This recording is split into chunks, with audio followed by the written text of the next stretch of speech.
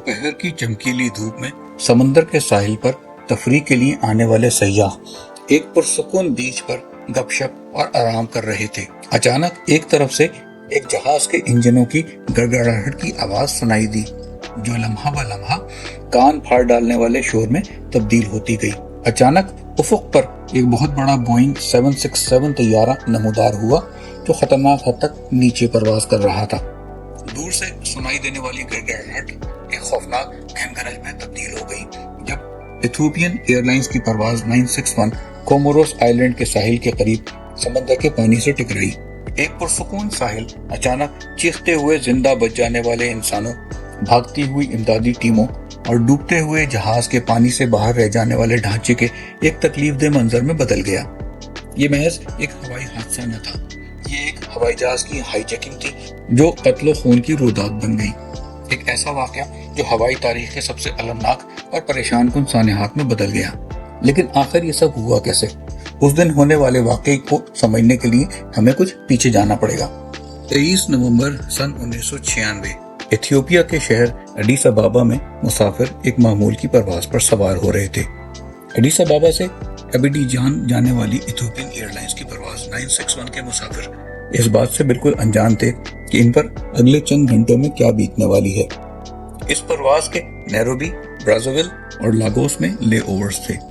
जहाज में 163 मुसाफिर और 12 अमले के अरकान सवार थे, जिनमें 42 साल कप्तान लील अबेट और 34 साल फर्स्ट ऑफिसर योनास मर्डा भी शामिल थे। परवाज के लिए इस्तेमाल होने वाला जहाज बोइंग 767 ER-200 था, जिसे 22 अक्टूबर 1987 को इथियोपियन एयरलाइंस के बेड़े में शामिल किया गया था। यानी वाकये के वक्त उस जहाज की उम्र 9 साल थी। 23 नवंबर 1996 को जहाज एडिस अबाबा हवाई अड्डे से उड़ा और पहले स्टॉप नैरोबी के रास्ते में ही हाईजैक कर लिया गया। इस हाईजैकिंग का बैकग्राउंड समझने के लिए हमें थोड़ा सा इथियोपिया की सूरत हाल को समझना होगा। 20वीं सदी की 7वीं दहाई में इथियोपिया शदीद इंतशार का शिकार था। इक़्तिदार की कशमकश ने शहंशाही निज़ाम को खत्म कर दिया था। इथियोपिया में खाना जंगी छिड़ गई और मुल्क तबाह हो गया। सूरत हाल उस वक्त और भी संगीन हो गई जब फसलों के तबाह हो जाने ने लाखों अफराद को फाका कशी के दहाने पर पहुंचा दिया। इथियोपिया लामुतनाही तनाज़ात, बदउनवानी और तहत के चुंगल में फंस गया। 1990 की दहाई में फौजी हुकूमत के खात्मे के बाद इथियोपिया एक नई जमहूरिया के तौर पर उभरा, लेकिन सियासी अदम इस्तेहकाम बरकरार रहा। उसकी वजह से इथियोपिया के लोग जुल्मों सितम, कैदोबंद और बदहाली का शिकार रहे। आम आदमी अच्छी जिंदगी के लिए मुल्क से निकलना चाहता था। सैकड़ों लोग फरार होने की कोशिश करते, इसीलिए जहाजों की हाईजैकिंग के वाकयात बढ़ गए। इथियोपिया में खासतौर पर इथियोपियन एयरलाइंस में अगवा के वाकयात मामूल बन गए। यही कुछ इथियोपियन एयरलाइंस की परवाज 961 के साथ हुआ। इथियोपियन एयरलाइंस की परवाज 961 की एडिस अबाबा से टेक ऑफ के 20 मिनट बाद मुसाफिरों ने 3 आदमियों को कॉकपिट की तरफ भागते देखा। दौड़ते हुए उन आदमियों में से एक ने चीख के कहा, सब लोग अपनी अपनी सीटों पर बैठ जाएं, मेरे पास बम है। इन इथियोपियन हाईजैकरों ने कुल्हाड़ी और फायर एक्सटिंग्विशर से कॉकपिट पर दावा बोल दिया। हाईजैकरों ने सबसे पहले फर्स्ट ऑफिसर योनास मर्डा पर हमला किया और उन्हें कॉकपिट से बाहर निकाल दिया। हाईजैकरों ने दावा किया कि वो 11 हाईजैकर्स हैं, लेकिन दरहकीकत वो सिर्फ 3 नौजवान थे, आलमो बेले बिलाइन, सुलेमान बेल और सुल्तान अली हुसैन। उनमें से एक नर्स और 2 बेरोजगार हाई स्कूल ग्रेजुएट थे। हाईजैकरों ने बाहर आकर अम्हारी, फ्रांसीसी और अंग्रेजी जबान में ऐलान किया कि उनके पास बम है और अगर किसी ने मुदाखलत की तो वो जहाज को धमाके से उड़ा देंगे। उन्होंने पायलट से जहाज का रुख मोड़कर ऑस्ट्रेलिया चलने के लिए कहा।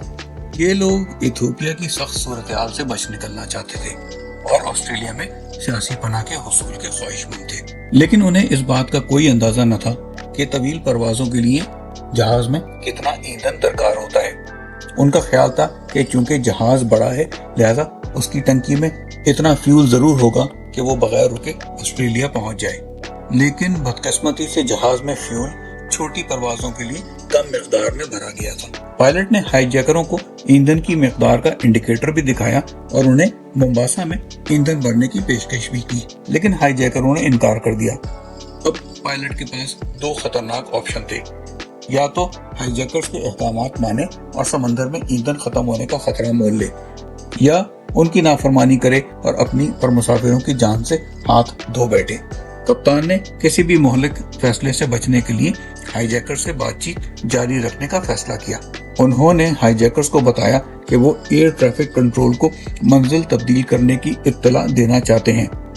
कप्तान लेल ने एडिस अबाबा एयर ट्रैफिक कंट्रोल को मुत्तला किया कि जहाज हाईजैक हो गया है और मंजिल ऑस्ट्रेलिया कर दी गई है।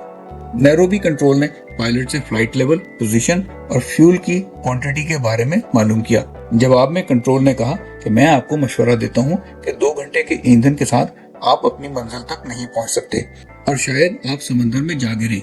एयर ट्रैफिक कंट्रोल ने यह कहा कि बेहतरीन हल ये है कि आप मोम्बासा में लैंड करें और मजीद फ्यूल ले लें।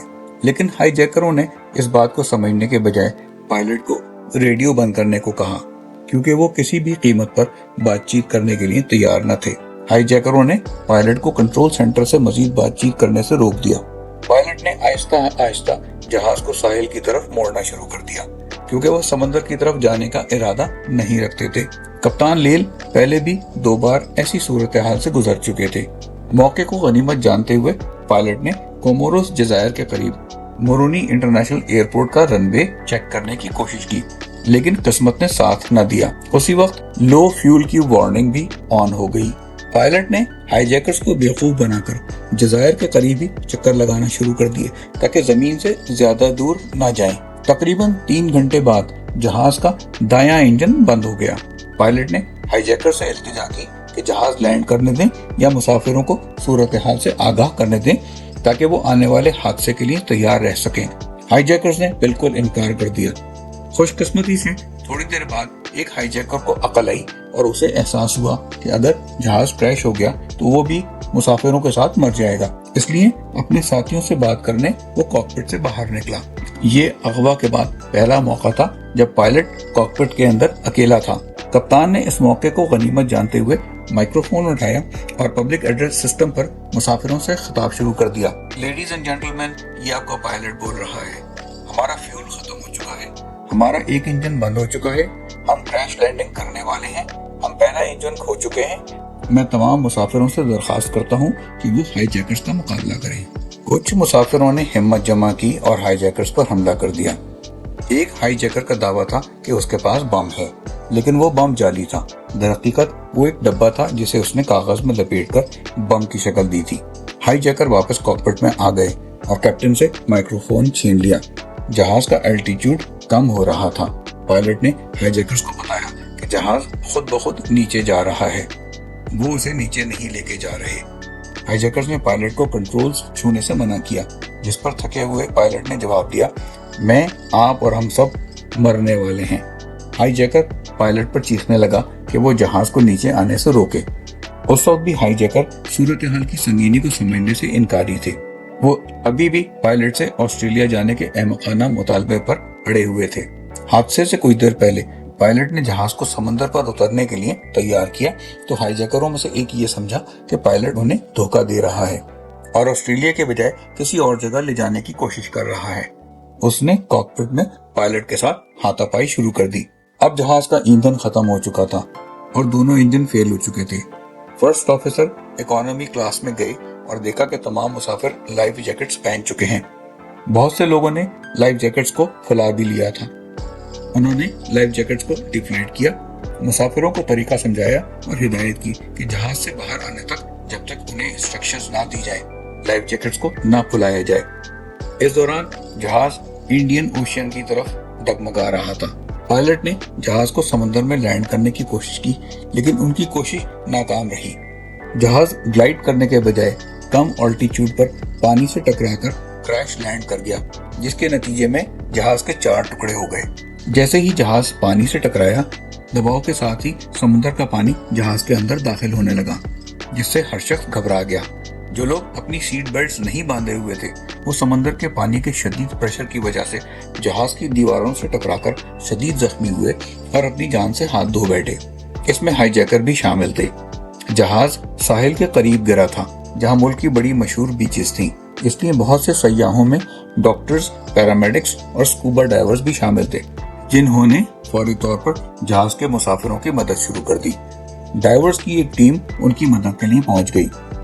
بدقسمتی سے بہت سے مسافروں نے فرسٹ آفیسر کی ہدایات کو نظر انداز کر دیا تھا اور جہاز کے اندر ہی اپنی لائف جیکٹس پھلا لی تھی، جس کی وجہ سے وہ جہاز سے نکل نہیں سکے اور وہ بھی اپنی جان سے ہاتھ دھو بیٹھے۔